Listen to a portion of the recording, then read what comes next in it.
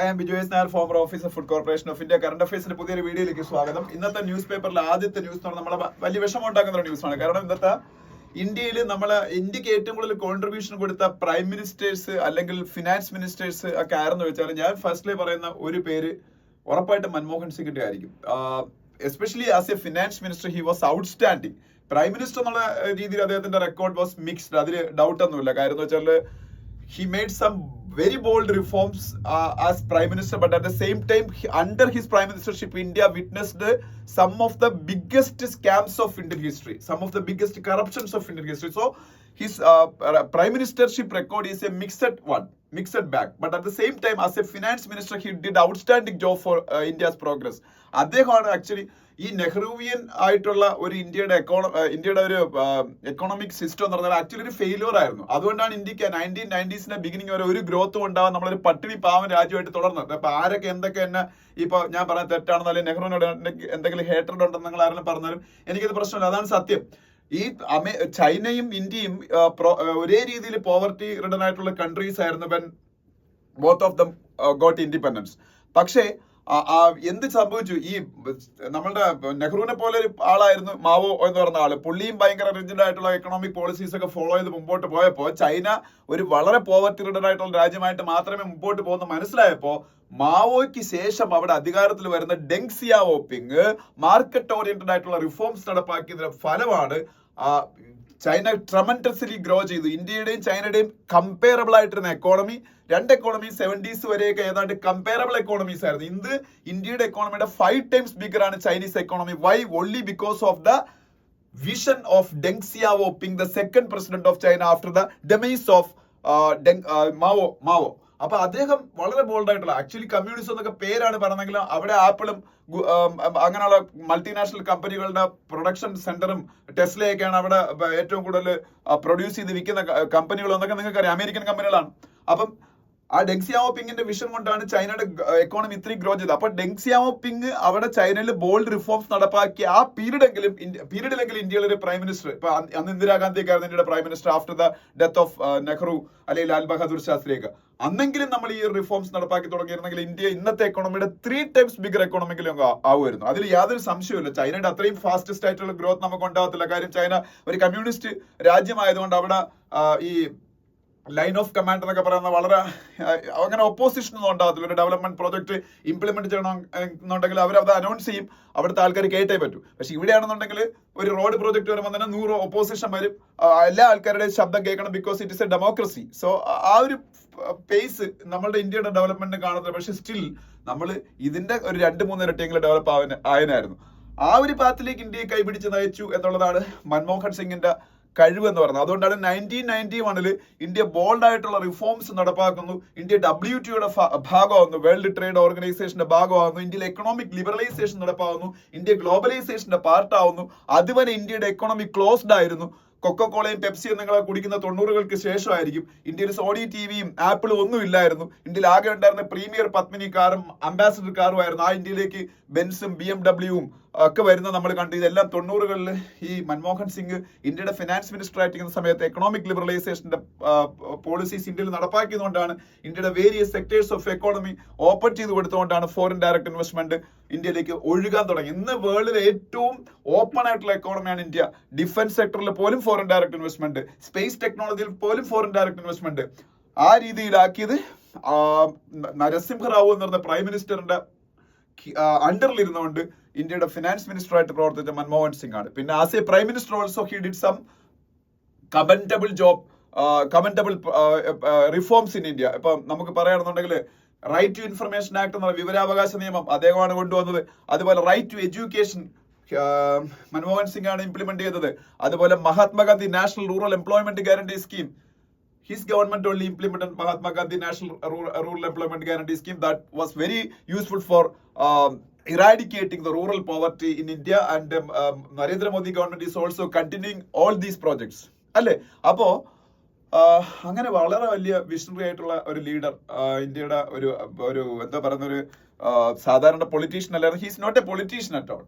He was a former governor of Reserve Bank of India. അപ്പൊ അങ്ങനത്തെ ഒരു economist ആയിരുന്നു അദ്ദേഹം, നോ മോർ. പക്ഷെ അദ്ദേഹം ഒരു സാർത്ഥകമായ ജീവിതമായിരുന്നു, മീനിങ് ഫുൾ ആയിട്ടുള്ള ലൈഫായിരുന്നു. അദ്ദേഹം 92 വയസ്സ് വരെ ഒരു ലോങ് ലൈഫ് ലീഡ് ചെയ്തിട്ടാണ് മരിക്കുന്നത്. ഇന്ത്യക്ക് വേണ്ടി ഒരുപാട് കോൺട്രിബ്യൂഷൻസ് ചെയ്തിട്ട് അദ്ദേഹത്തിന് നമുക്ക് ആദരാഞ്ജലികൾ നേരാം. താഴോട്ട് വരുമ്പോൾ RBIയുടെ monetary policy may have slowed demand, finance ministry എന്ന് പറയുന്നൊരു ന്യൂസ് കാണാം. അത് RBIയുടെ മോണിറ്ററി പോളിസി ഇന്ത്യയുടെ GDP ഗ്രോത്ത് റേറ്റ് ഇപ്പൊ കുറച്ച് കുറഞ്ഞ കാര്യം നമുക്കറിയാം. ഈ second half of the financial ഇയറിൽ GDP ഗ്രോത്ത് റേറ്റ് കൂടുമെന്നാണ് പ്രഡിക്ഷൻ. എന്നാലും 7% ഗ്രോ ചെയ്യുമെന്ന് പ്രിഡിക്ട് ചെയ്യപ്പെട്ടുന്ന ഇന്ത്യൻ എക്കോണമി 6.5% അതിൽ താഴെയോ മാത്രമേ ഗ്രോ ചെയ്യുള്ളൂ എന്നുള്ള റിയലിസം ഇന്ന് എല്ലാവർക്കും വന്നിരിക്കുകയാണ്. ഇന്നലെ ഫിനാൻസ് മിനിസ്ട്രിയിൽ നടന്ന മീറ്റിംഗിൽ പറയുന്ന റിസർവ് ബാങ്ക് ഓഫ് ഇന്ത്യ എടുത്തതിന്റെ മെഷേഴ്സ് ആണ് ഇന്ത്യയുടെ GDP ഗ്രോത്ത് റേറ്റ് കുറയാൻ കാരണമായിട്ടുള്ളതെന്നാണ്. പക്ഷേ അതിൽ എത്രത്തോളം ശരിയുണ്ടെന്ന് എനിക്കറിയാം. ഒരു മെഷർ അവർ പറഞ്ഞ ഇൻഫ്ലേഷൻ കൺട്രോൾ ചെയ്യാൻ വേണ്ടി റിപ്പോ റേറ്റ് കൂട്ടി നിർത്തിയേക്കല്ലേ. ഇന്നും റിപ്പോ റേറ്റ് കൂടുതലാണ്, 6.5% ആണ്. കഴിഞ്ഞ കുറെ കാലമായിട്ട് അങ്ങനെയാണ് അത്. പക്ഷേ ഇൻഫ്ലേഷൻ എന്ന് പറയുന്ന സംഭവം ഇന്ത്യയിൽ കൺട്രോൾ ചെയ്ത് നിർത്തിയില്ലെന്നുണ്ടെങ്കിൽ പാവപ്പെട്ടവന്റെ ലൈഫ് എത്രത്തോളം മിസറബിൾ ആയിരിക്കും നമുക്ക് ഊഹിക്കാവുന്നേ ഉള്ളൂ. എസെൻഷ്യൽ കൊമോഡിറ്റീസിന്റെ പ്രൈസസ് കൂടുമ്പോൾ. So reserve Bank of India ചെയ്തതിൽ എന്തെങ്കിലും തെറ്റുണ്ടെന്ന് എനിക്ക് തോന്നുന്നില്ല. റിസർവ് ബാങ്ക് ഓഫ് ഇന്ത്യയുടെ മുകളിൽ കൊണ്ട് പഴിചാരിയിട്ട് എക്കണോമിക് ഗ്രോത്ത് കുറയുന്നതിന് നമ്മള് ഗവൺമെന്റ് ഓഫ് ഇന്ത്യയുടെ ഭാഗത്തു നിന്നുള്ള കംപ്ലീറ്റ് റെസ്പോൺസിബിലിറ്റിയും ഇല്ലാതാക്കുന്നതിൽ എനിക്ക് യോജിപ്പില്ല. കാര്യം ഇൻഫ്ലേഷൻ താഴ്ന്നു നിന്നാലേ ഇന്ത്യയിൽ കൺസംഷൻ കൂടുള്ളൂ. ഇൻഫ്ലേഷൻ താഴ്ന്നു നിന്നാലേ ഇന്ത്യയിൽ ലോവർ മിഡിൽ ക്ലാസിനും പൂവറിനും എന്തെങ്കിലും കൺസ്യൂം ചെയ്യാൻ പറ്റുള്ളൂ. കൺസംഷൻ കൂടുമ്പോഴും ഗ്രോത്ത് ഉണ്ടാവും. അല്ലാതെ ഈ ഇൻട്രസ്റ്റ് റേറ്റ് താഴ്ത്തി നിർത്തിയിട്ട് ഇൻഫ്ലേഷൻ കൂടിയാലും കുഴപ്പമില്ല, ഇതിൽ കുറെ അല്ല അങ്ങനെ എക്കണോമിക് മൊമെന്റം ഉണ്ടാവും എന്ന് പറഞ്ഞാൽ അർത്ഥമല്ല. ഇപ്പൊ ഇന്ത്യയുടെ RBIയുടെ ഗവർണർ പൊസിഷൻ റിട്ടയർ ആയ ശക്തികാന്ത ദാസ് പറഞ്ഞതാണ്, inflation targeting is also good for economic prosperity of A country because once inflation is under control, consumption will automatically increase, and if consumption increases then economy will expand. അതൊരു simple ലോജിക്കാണ്. അപ്പം inflation control ചെയ്യുന്നതുകൊണ്ട് economic growth കുറയുന്ന പറഞ്ഞാൽ എന്തെങ്കിലും അർത്ഥം ഉണ്ടോ എന്ന് എനിക്കറിയാം. എന്തായാലും ഒരു മീറ്റിംഗിൽ ഫിനാൻസ് മിനിസ്ട്രിയിൽ അങ്ങനെ ഒരു ഡിസ്കഷൻ നടന്നു. അതാണ് ഇതിന്റെ അകത്ത് പറയുന്നത്. നിർമ്മല സീതാരാമനൊക്കെയാണ് അതിൽ പങ്കെടുത്തത്. Congress Belagavi meet demands caste census opposes simultaneous polls എന്ന വേറൊരു ന്യൂസും കാണാം. ബെലഗാവി എന്ന് പറഞ്ഞാൽ ബെൽഗാം ആണ്. ബെൽഗാം എന്ന് നമ്മൾ വിളിക്കുന്ന സ്ഥലത്തിന് ഇന്ന് കർണാടകക്കാർ ബെലഗാവി എന്നാണ് വിളിക്കുന്നത്. ഈ ബെലഗാവിയിൽ വെച്ച് അല്ലെങ്കിൽ പണ്ടത്തെ ബെൽഗാമിൽ വെച്ച് ഇന്നലെ കോൺഗ്രസിന് മീറ്റിംഗ് നടന്നത്. വേറെ ഒന്നുമല്ല, 1924 മഹാത്മാഗാന്ധി കോൺഗ്രസിന്റെ പ്രസിഡന്റ് ആയിട്ട് ഇരുന്നിട്ടുണ്ട്. ഒറ്റ തവണ അദ്ദേഹം കോൺഗ്രസ് പ്രസിഡന്റ് ആയിട്ടുള്ളൂ. ആ കോൺഗ്രസ് സമ്മേളനം ബെൽഗാവിയിൽ വെച്ച് അദ്ദേഹം AICC പ്രസിഡന്റ് ആയിട്ടിരിക്കുന്ന സമയത്തുള്ള കോൺഗ്രസ് സമ്മേളനം ബെൽഗാവിൽ വെച്ച് നടന്നത്. അതിനെ കമ്മമറേറ്റ് ചെയ്യുന്നതിനാണ് കോൺഗ്രസ് ഇപ്പോൾ ഈ ഒരു സമ്മേളനം നടത്തിയത്. അതുമായിട്ട് ബന്ധപ്പെട്ട ന്യൂസും കാണാം. പിന്നെ താഴോട്ട് വരുമ്പോൾ ഈ താഴത്തെ ന്യൂസുകൾ നമുക്ക് വേണ്ട. ഓക്കെ, ഇനി നെക്സ്റ്റ് പേജിലേക്ക് പോകുമ്പോൾ സ്റ്റേറ്റ്സ് പേജില് ഡൽഹിയുടെ ലഫ്റ്റനന്റ് ഗവർണറായ വിനയ് കുമാർ സക്സേനയുടെ ഒരു ഫോട്ടോ കാണാം. ഡൽഹിയുടെ ലഫ്റ്റനന്റ് ഗവർണർ വിനയ് കുമാർ സക്സേനയുടെ. അതിനടുത്ത പേജിലേക്ക് പോകുമ്പോൾ ഫോമർ പ്രൈം മിനിസ്റ്റർ മൻമോഹൻ സിംഗിന്റെ ഡെത്തുമായിട്ട് ബന്ധപ്പെട്ട ന്യൂസ് അവിടെയും കാണാം. പിന്നെ ഇത് നമുക്ക് ആവശ്യമുള്ള വെറുതെ പറഞ്ഞുള്ളത്, ഇന്ത്യയിൽ ഏറ്റവും കൂടുതൽ ബിരിയാണി ബിസിനസ് ചെയ്യുന്ന ഒരു സ്റ്റേറ്റ് തമിഴ്നാട് തന്നെയായിരിക്കും. ഒബ്വിയസ്ലി തമിഴ്നാടായിരിക്കും. ഒരു 10,000 crores ബിസിനസ് ആണ് തമിഴ്നാട്ടിൽ ബിരിയാണി ബിസിനസ്. അതിൽ നമ്പർ 1 ഡിണ്ടിഗൽ തലപ്പാക്കട്ട് തന്നെ. തിരുവനന്തപുരത്തൊക്കെ വന്നിട്ട് അത്രത്തോളം ക്ലിക്കായില്ല Dindigul Thalappakatti. But it is the number 1 biryani brand in India. അതിനെ കുറിച്ചൊക്കെ ഒരു ന്യൂസ് ആണത്. നമുക്ക് ആവശ്യമുള്ളതല്ല, ഇത് കണ്ടപ്പോൾ ഒരു രസത്തിന് പറഞ്ഞേ ഉള്ളൂ. ഓക്കെ, അതിനടുത്ത പേജ് പോകുമ്പം ഈ ബെലഗാവിയിൽ തന്നെ ഇന്നലെ മഹാത്മാഗാന്ധിയുടെ ഒരു സ്റ്റാച്യു അൺവെയിൽ ചെയ്ത വീരസൗധ. ഈ വീരസൗധ എന്ന് പറയുന്ന സ്ഥലത്താണ് ബെലഗാവിയില് അന്ന് മഹാത്മാഗാന്ധി 1924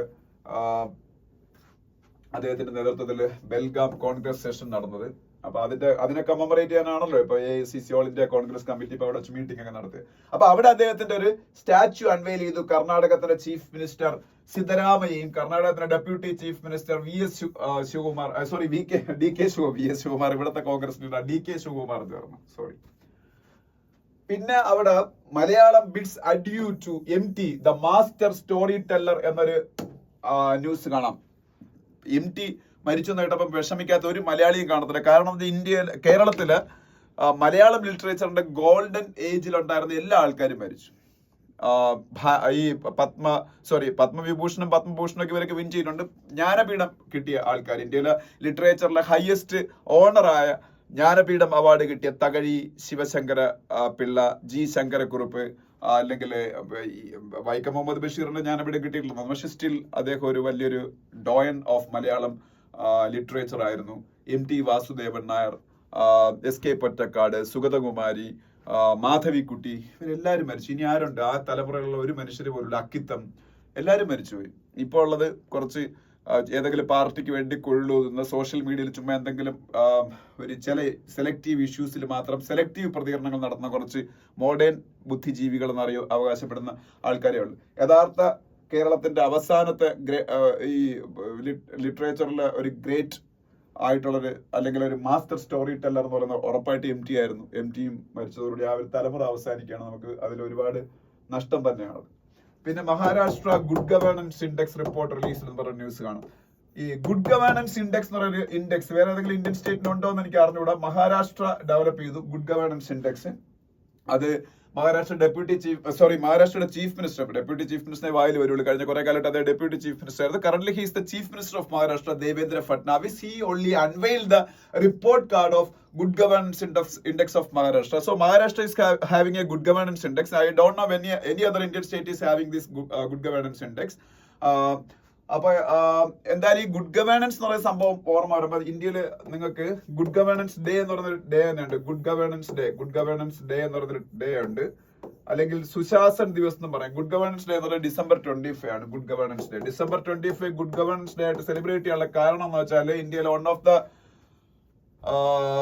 ഫൈനസ്റ്റ് പ്രൈം മിനിസ്റ്റേഴ്സ് ആയിരുന്ന അടൽ ബിഹാരി വാജ്പേയി, അല്ലെങ്കിൽ BJPയുടെ ആദ്യത്തെ പ്രൈം മിനിസ്റ്റർ അടൽ ബിഹാരി വാജ്പേയി ആയിരുന്നു. അദ്ദേഹത്തിന്റെ ബർത്ത്ഡേ ആണ് December 25. That's why December 25 is being celebrated as good governance day അല്ലെങ്കിൽ സുശാസൻ ദിവസ്. അപ്പം ഈ ഗുഡ് ഗവേണൻസ് ഇൻഡെക്സ് എന്ന് പറയുന്നത് എന്താണെന്ന് മനസ്സിലായല്ലോ. അത് മഹാരാഷ്ട്രയിലാണുള്ളത്, വേറെ ഏതെങ്കിലും സ്റ്റേറ്റിലുണ്ടോ എന്ന് എനിക്ക് അറിഞ്ഞൂടാ. പിന്നെ ആന്ധ്രയുടെ ചീഫ് മിനിസ്റ്റർ രേവന്ത് റെഡ്ഡിയുടെ ഒരു ഫോട്ടോ ഇവിടെ കാണാം. സ്പോട്ട്ലൈറ്റ് വേണ്ട, ഫ്രൈഡേയിൽ വരുന്ന പേജാണ്. അത് അടുത്ത പേജ് മെട്രോ പ്ലസ്, അതും വേണ്ട, ഫ്രൈഡേയിൽ വരുന്ന പേജാണ്. എഡിറ്റോറിയൽ പേജ്, ഇന്നത്തെ എഡിറ്റോറിയലിൽ ഫസ്റ്റ് എഡിറ്റോറിയൽ എന്ന് പറയുന്നത് ആൻ അവോയ്ഡബിൾ ട്രാജഡി എന്ന് പറയുന്ന എഡിറ്റോറിയലാണ്. അത് ഇന്ത്യയിൽ റെക്കറിംഗ് ആയിട്ട് നടന്നുകൊണ്ടിരിക്കുന്ന സ്റ്റാമ്പേഡ്സിനെ കുറിച്ചാണ്. ഈ ജനക്കൂട്ടം വളരെ ജനബാഹുല്യം ചില സ്ഥലങ്ങളിൽ ഉണ്ടാവാം. റിലീജിയസ് ഫെസ്റ്റിവൽസിലാവാം, അല്ലെങ്കിൽ സിനിമ സെലിബ്രിറ്റീസിനെ കാണാൻ വേണ്ടിയിട്ടാവാം, അല്ലെങ്കിൽ രാഷ്ട്രീയ പാർട്ടികളുടെ പൊതുയോഗങ്ങളിലാവാം. അവിടെ സ്റ്റാമ്പേഡ്സ് ഉണ്ടാവാറുണ്ട്. ഈ ജനത്തിരക്ക് കൊണ്ടുണ്ടാകുന്ന അപകടങ്ങളാണ് സ്റ്റാമ്പേഡ് എന്ന് പറയുന്നത്. ഇപ്പൊ ഈ അല്ലു അർജുൻ പുഷ്പ 2 സിനിമയുടെ പ്രൊമോഷന് വേണ്ടി ഹൈദരാബാദിലെ ഒരു തിയേറ്ററിന്റെ പേരെ കൂടെ കൊടുത്തിട്ടുണ്ട്. തിയേറ്ററിന്റെ പേര് നമ്മൾ പഠിക്കണ്ട. വന്നപ്പോ അവിടെ ഉണ്ടായ സ്റ്റാമ്പേഡിൽ ഒരു സ്ത്രീ, രേവതി എന്നാണെന്ന് തോന്നുന്നു പേര്, അവര് മരിക്കുന്നു. എന്നിട്ട് അവരുടെ സൺ ഇപ്പൊ 8 വയസ്സേ ഉള്ളൂ, ബാറ്റിൽ ചെയ്യാണ്. ഇപ്പം നമ്മളുടെ മരണത്തെ കീഴടക്കാൻ വേണ്ടിയുള്ള ബാറ്റിലാണ് പുള്ളി. അപ്പം ഈ നാഷണൽ ക്രൈം റെക്കോർഡ്സ് ബ്യൂറോയുടെ കണക്കുകൾ അനുസരിച്ച് കഴിഞ്ഞ ഒരു 10-25 വർഷത്തെ കണക്കെടുത്താൽ ഇന്ത്യയില് 3935 3935 സ്റ്റാമ്പേഡ്സ് ഉണ്ടായിട്ടുണ്ട്. അതിന് 3000 ഡെത്ത്സും ഉണ്ടായി. ഞാൻ നേരത്തെ പറഞ്ഞ പോലെ റിലീജിയസ് ഫെസ്റ്റിവൽസിലും പൊളിറ്റിക്കൽ റാലീസിലും സെലിബ്രിറ്റി അപ്പിയറൻസസിലും ഒക്കെ ഇത് ഉണ്ടാവുന്നത്. ശബരിമലയിൽ 2011 ഉണ്ടായ സ്റ്റാമ്പേഡിൽ 106 ആൾക്കാരാണ് മരിച്ചത്. 2013 കുംഭമേളയിൽ ഉണ്ടായ, അലഹബാദിലുണ്ടായ കുംഭമേള നടക്കുമ്പോൾ അതിലുണ്ടായ സ്റ്റാമ്പേഡിൽ 36 പേര് മരിച്ചു. അതുപോലെ ഗാന്ധി മൈതാൻ പാറ്റ്നയിൽ നടന്ന ഒരു പൊളിറ്റിക്കൽ റാലിയിലാണ് ഒരു സ്റ്റാമ്പേഡ് ഉണ്ടായി, 30 പേര് മരിച്ചു. ഇത്തരത്തിൽ അതുപോലെ സെലിബ്രിറ്റി അപ്പിയറൻസിലാണ് ഇപ്പൊ ഒരു ആന്ധ്രയിൽ ഇപ്പം തെലങ്കാനയിൽ ഇപ്പം ഒരു ഡെത്ത് ഉണ്ടായത്. അത് എന്തുകൊണ്ട് ഉണ്ടാവുന്നു എന്നിവിടെ പറയുന്നുണ്ട്. ഇനി അല്ലു അർജുന്റെ കേസ് ഇവിടെ പറയുന്നുണ്ട്. അല്ലു അർജുന്റെ കേസിൽ ഇപ്പൊ അല്ലു അർജുനും ആ സിനിമയുടെ പ്രൊഡ്യൂസേഴ്സും ചേർന്ന് 2 കോടി രൂപ ഡിസീസ്ഡ് ആയിട്ടുള്ള യുവതിയുടെ അല്ലെങ്കിൽ ആ വുമന്റെ ഫാമിലി കൊടുക്കാൻ തീരുമാനിച്ചത് കമന്റബിൾ തന്നെയാണ്. പക്ഷെ ആരുടെ ഭാഗത്തുനിന്നാണ് മിസ്റ്റേക്ക് ഉണ്ടായെന്നുള്ള കാര്യം ഇതുവരെയും കൺഫേം ചെയ്തിട്ടുള്ളതാണ് ഈ ഹിന്ദുവിൽ പറയുന്നത്. രേവന്ത് റെഡ്ഡിയുടെ ഗവൺമെന്റ് പറയുന്നത് അല്ലു അർജുനോട് അതിന് ഉത്തരവാദി എന്ന് പറഞ്ഞ് അദ്ദേഹത്തിന്റെ താഴേക്ക് കൊണ്ടുവയ്ക്കുന്നു. അല്ലു അർജുനും അദ്ദേഹത്തുമായിട്ട് ബന്ധപ്പെട്ട ആൾക്കാർ പറയുന്നത് പോലീസ് വേണ്ട അറേഞ്ച്മെന്റ് ചെയ്യാൻ ഞങ്ങളെ മുന്നേ അറിയിച്ചിട്ട് തന്നെയാണ് ഇതിന് വന്നതെന്ന് അദ്ദേഹം പറയുന്നത്. എന്താണ് കറക്റ്റ് സംഭവിച്ചുള്ള കാര്യത്തിന്റെ ഡീറ്റെയിൽസ് ആയിരിക്കും പുറത്തു വന്നിട്ടുള്ളത് ഹിന്ദുവിൽ പറയുന്നത്. എന്തായാലും ഇന്ത്യയില് crowd arrangement, crowd management is a disaster. That's why the recurring cases of stampedes are happening. As compared to any other part of the world, India is witnessing maximum number of stampedes and stampede related deaths. അല്ലേ? അപ്പോൾ ആ ഒരു കാരണത്തിന് crowd മാനേജ്മെന്റിന്റെ പ്രശ്നം കൊണ്ടാണ്. ഈ spatial അറേഞ്ച്മെന്റും thermal അറേഞ്ച്മെന്റും അല്ലെങ്കിൽ spatial പ്ലാനിങ്ങും thermal പ്ലാനിങ്ങും ഈ ലാർജ് ഗ്യാതറിങ്സ് വരുന്ന സ്ഥലങ്ങളിൽ ഉണ്ടാവണം. സ്പേഷ്യൽ എന്ന് പറഞ്ഞാൽ അവരുടെ എൻട്രി കറക്റ്റ് ആയിട്ട് റെസ്ട്രിക്ട് ചെയ്യണം, ഒരുപാട് എൻട്രി പോയിന്റ്സ് കൊടുക്കണം, എക്സിറ്റ് പോയിന്റ്സ് ഒരുപാട് കൊടുക്കണം, അല്ലെങ്കിലാണ് ഈ തിരക്കൊക്കെ ഉണ്ടാകുമ്പോഴത്തേക്ക് ഇറങ്ങി പോകാൻ പറ്റുന്ന അവസ്ഥ ഉണ്ടാവും സ്റ്റാമ്പ് ഇടണം. പിന്നെ തെർമൽ അറേഞ്ച്മെന്റ് പറഞ്ഞാൽ അവർക്ക് ഈ ചൂടിൽ നിന്ന് രക്ഷപ്പെടാനുള്ള വെള്ളം, അങ്ങനെയുള്ള കാര്യങ്ങൾ, അതുപോലെ ക്യാപ്പ്, അങ്ങനെയുള്ള സംഭവങ്ങളൊക്കെ കൊടുക്കണം. പിന്നെ മെഡിക്കൽ എയ്ഡ് കൊടുക്കണം.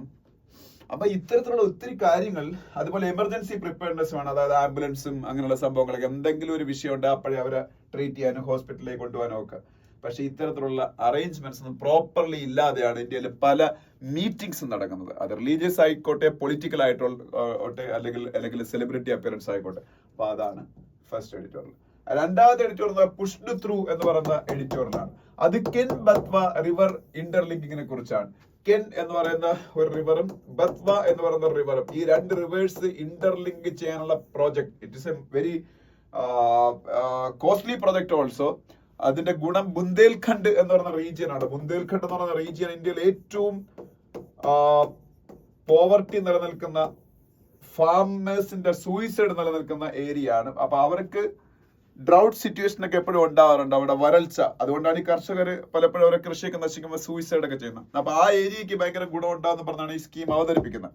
കെന്നും ബത്വയും റിവേഴ്സ് തമ്മിൽ ഇന്റർലിങ്ക് ചെയ്യുമ്പോൾ ഈ വെള്ളം എപ്പോഴും ഇറിഗേഷന് വേണ്ടിയിട്ട് ഈ പറഞ്ഞ ഏരിയാസിൽ അവൈലബിൾ ആയിരിക്കും എന്നും പറയുന്നു.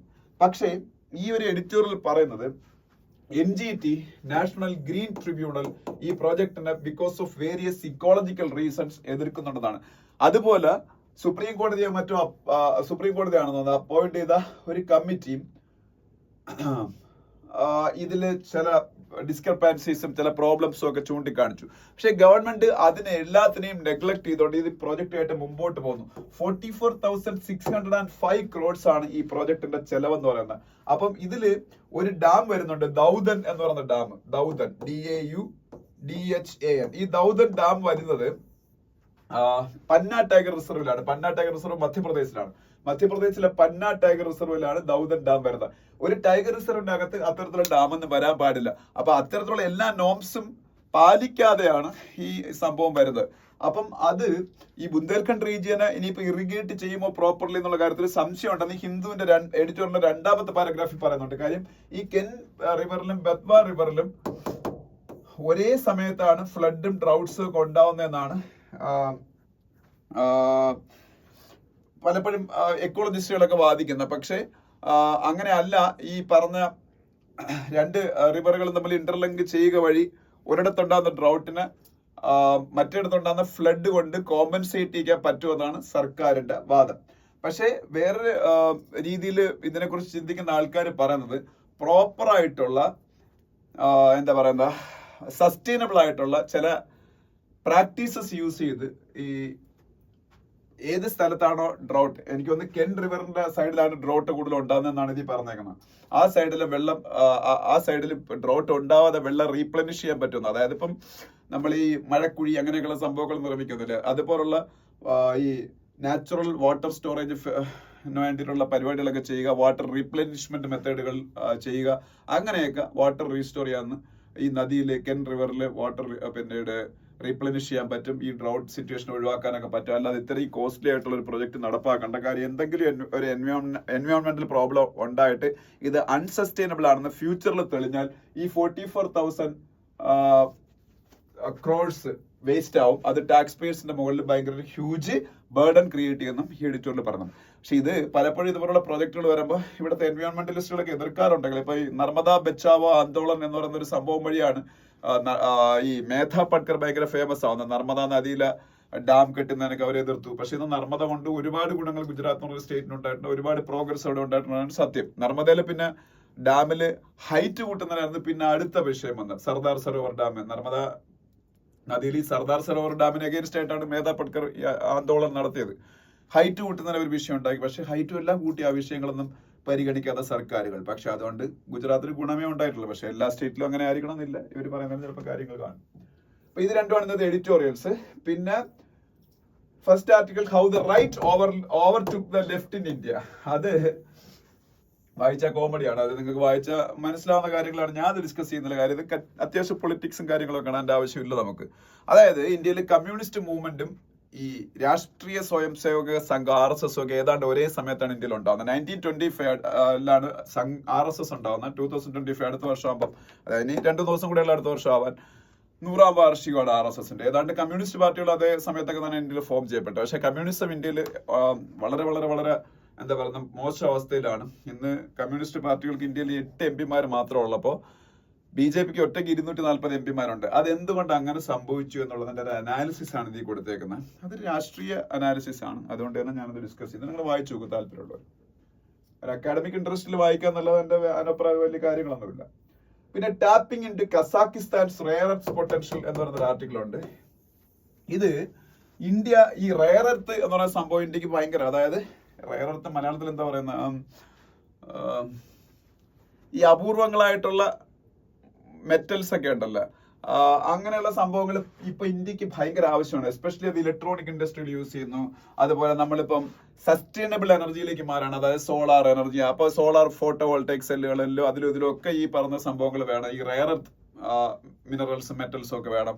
അതുപോലെ നമ്മളെ ബാറ്ററി പവേർഡ് ആയിട്ടുള്ള കാറുകളിലേക്കൊക്കെ മാറും, ഇലക്ട്രിക് കാറുകളിലേക്കൊക്കെ മാറും. ഈ ബാറ്ററിക്കകത്ത് ഇത്തരത്തിലുള്ള ഒരുപാട് മിനറൽസും മെറ്റൽസും ഒക്കെ വേണം.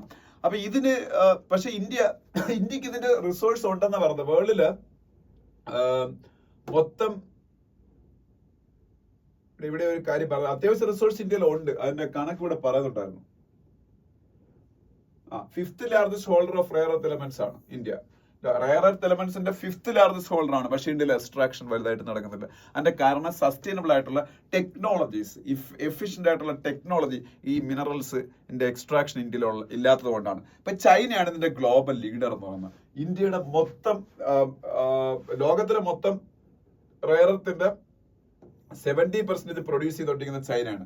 ഇന്ത്യയുടെ മൊത്തം റെയർ ആവശ്യങ്ങളുടെ 60% ഇന്ത്യ ചൈനയാണ് ഡിപ്പെൻഡ് ചെയ്യുന്നത്. പക്ഷെ ഇത് ഭാവിയിൽ ഇന്ത്യക്ക് പ്രശ്നം സൃഷ്ടിക്കും. ഇന്ത്യക്ക് മാത്രമല്ല, ലോകത്തിലെ എല്ലാ രാജ്യങ്ങൾക്കും. കാര്യം ചൈന എപ്പോഴും ഇത്തരത്തിലുള്ള കാര്യങ്ങളുടെ സപ്ലൈ ചെയിനിലുള്ള അവരുടെ ഡോമിനൻസ് അവരുടെ പൊളിറ്റിക്കൽ ആവശ്യങ്ങൾക്ക് വേണ്ടി ഉപയോഗിക്കാറുണ്ട്. ഈ ഇടയ്ക്ക് ഏതോ ഒരു മിനറലിന്റെ കാര്യം പറയുന്നുണ്ട്. ചൈന അവരുടെ നാഷണൽ സെക്യൂരിറ്റിയൊക്കെ മുൻനിർത്തി അതിന്റെ പ്രൊഡക്ഷൻ, അതിന്റെ എക്സ്പോർട്ടിങ് സ്റ്റോപ്പ് ചെയ്ത് തുടങ്ങും. അപ്പൊ അവരെ ഡിപ്പെൻഡ് ചെയ്തിരിക്കുന്ന എല്ലാ രാജ്യങ്ങളും ആകെ വിഷമത്തിലാകത്തില്ലേ? അപ്പൊ ഇത് ഇത്തരത്തിലുള്ള പ്രശ്നം ഒഴിവാക്കാൻ ഇന്ത്യക്ക് വേറെ രാജ്യങ്ങളും ആയിട്ട് ബന്ധപ്പെട്ട് ഇതിന്റെ പ്രൊഡക്ഷനുള്ള, ഇതിന്റെ റിസോഴ്സസ് ഉള്ള വേറെ രാജ്യങ്ങളുമായിട്ട് ബന്ധപ്പെട്ട് കോഓപ്പറേറ്റ് ചെയ്ത് പ്രവർത്തിക്കേണ്ടി വരും. അതിന് പ്രധാനപ്പെട്ട രാജ്യമായിട്ട് ആക്ട് ചെയ്യാൻ പറ്റുന്ന രാജ്യമാണ് കസാക്കിസ്ഥാൻ. കസാക്കിസ്ഥാൻ ഒരു സെൻട്രൽ ഏഷ്യൻ രാജ്യമാണ് എന്ന് മാത്രമല്ല ഇന്ത്യയുമായിട്ട് വളരെ അടുത്ത ബന്ധം പുലർത്തുന്ന രാജ്യമാണ്.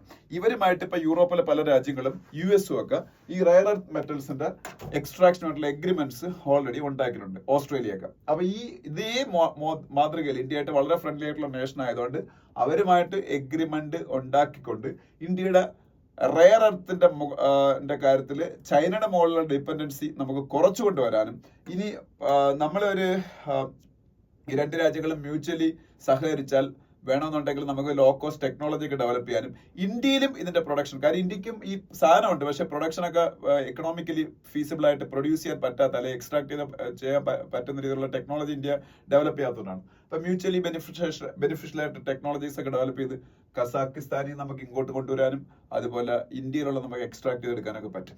അപ്പൊ കസാക്കിസ്ഥാന്റെ കയ്യിലുള്ള കുറെ ഇതുപോലുള്ള റെയർ എർത്ത് മിനറൽസിന്റെ പേരും ഒക്കെ അതിൽ കൊടുത്തിട്ടുണ്ട്. അപ്പൊ അത് വായിച്ചു നോക്കിയാൽ നിങ്ങൾക്ക് മനസ്സിലാവും. ഓക്കെ. പിന്നെ should the wealth tax be reinstated in India എന്ന് പറഞ്ഞ ആർട്ടിക്കിൾ ഉണ്ട്, വേണമെങ്കിൽ വായിച്ചു നോക്കുക. അതിനടുത്ത പേജിൽ പോകുമ്പോൾ should assisted dying be legalised. ഇത് ഞാൻ മുമ്പ് ഡിസ്കസ് ചെയ്തിട്ടുള്ളതാണ്, അതുകൊണ്ട് ഡീറ്റെയിൽ ആയിട്ട് ഡിസ്കസ് ചെയ്യുന്നില്ല. UK ഇപ്പൊ ഇങ്ങനെ ഒരു ഡിസ്കഷൻ നടക്കുന്നത്. ബ്രിട്ടന്റെ പാർലമെന്റിലെ ലോവർ ഹൗസ് ആയ ഹൗസ് ഓഫ് കോമൺസിൽ ഇപ്പൊ ഒരു ബില്ല് അവതരിപ്പിച്ച് പാസ്സായി. അതാണ് ഇപ്പൊ ലോകം മുഴുവൻ ഇങ്ങനെ ഒരു ഡിസ്കഷൻ ഉണ്ടാകാൻ കാരണം.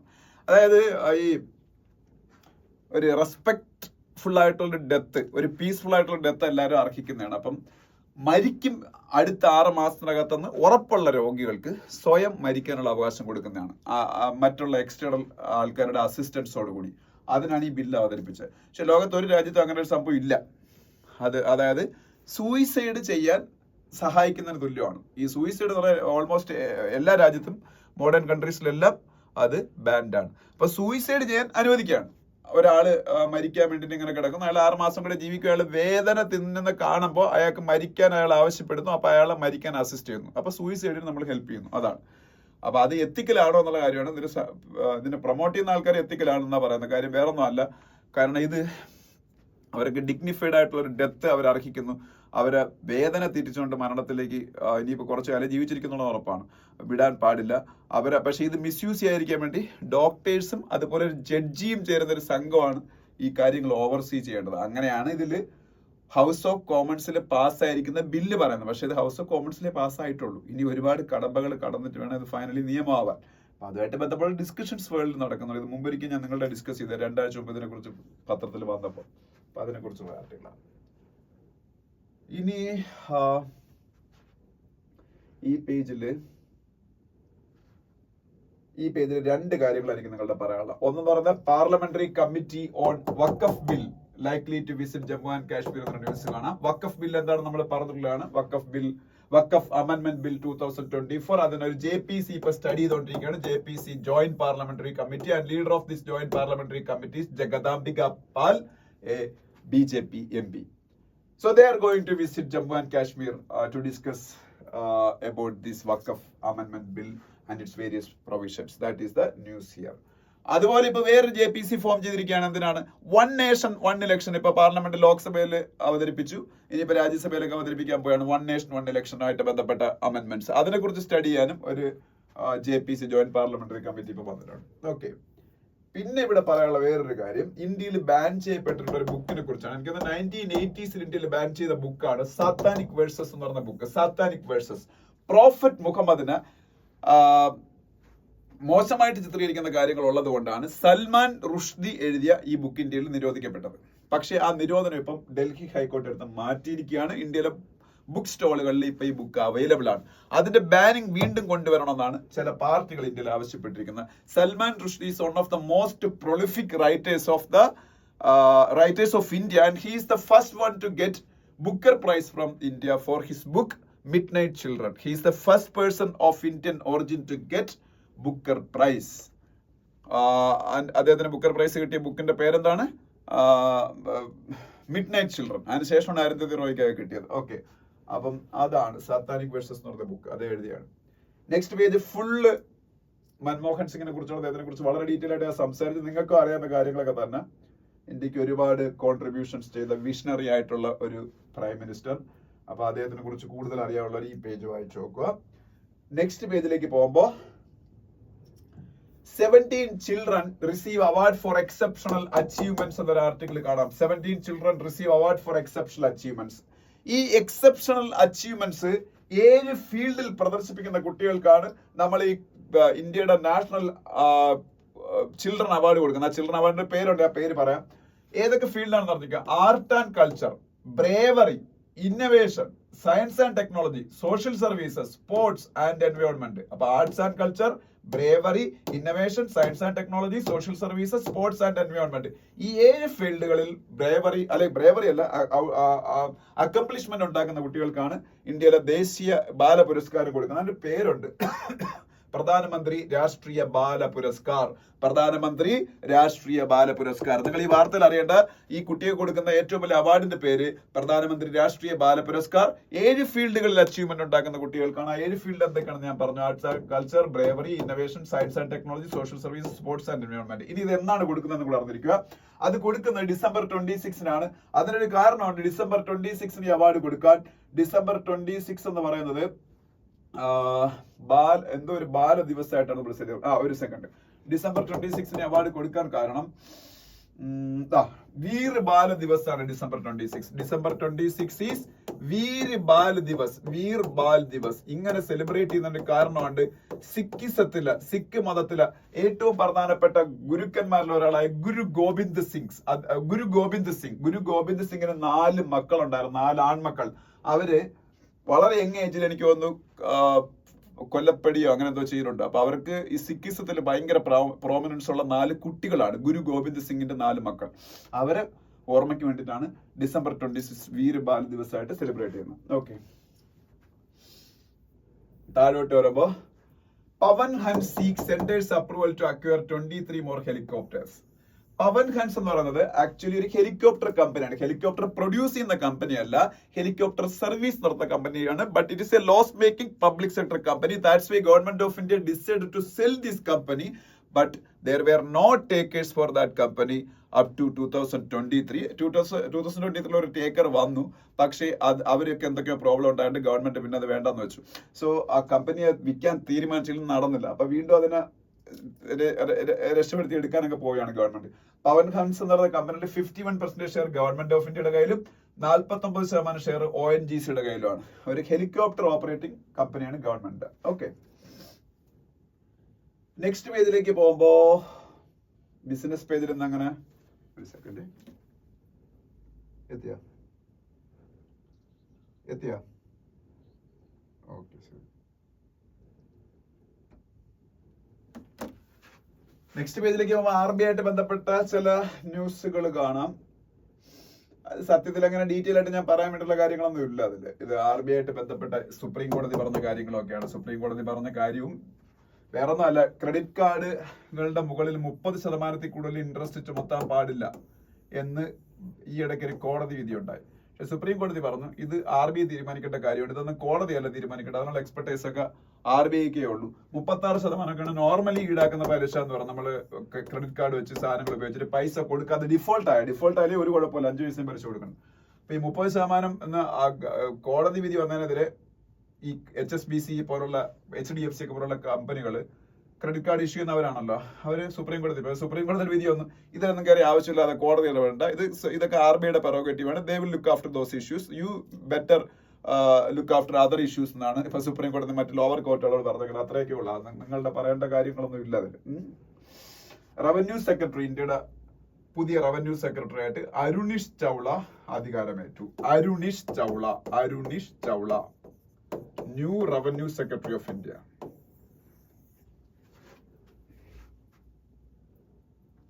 പിന്നെ നെക്സ്റ്റ് പേജിലേക്ക് പോകുമ്പോൾ അസർബൈജാൻ എന്ന് പറഞ്ഞ രാജ്യത്തിന്റെ ഒരു വിമാനം ഇപ്പൊ തകർന്നു, 38ഓളം പേര് മരിച്ചു. അത് വലിയൊരു വിഷമമുണ്ടാക്കുന്ന ന്യൂസാണ്. എവിടെയാണ് മരണം നടക്കുന്നതെങ്കിലും 38 പേര് മരിച്ചു. അസർബൈജാനിലെ ബാക്കു ആണ് അസർബൈജാന്റെ ക്യാപിറ്റൽ.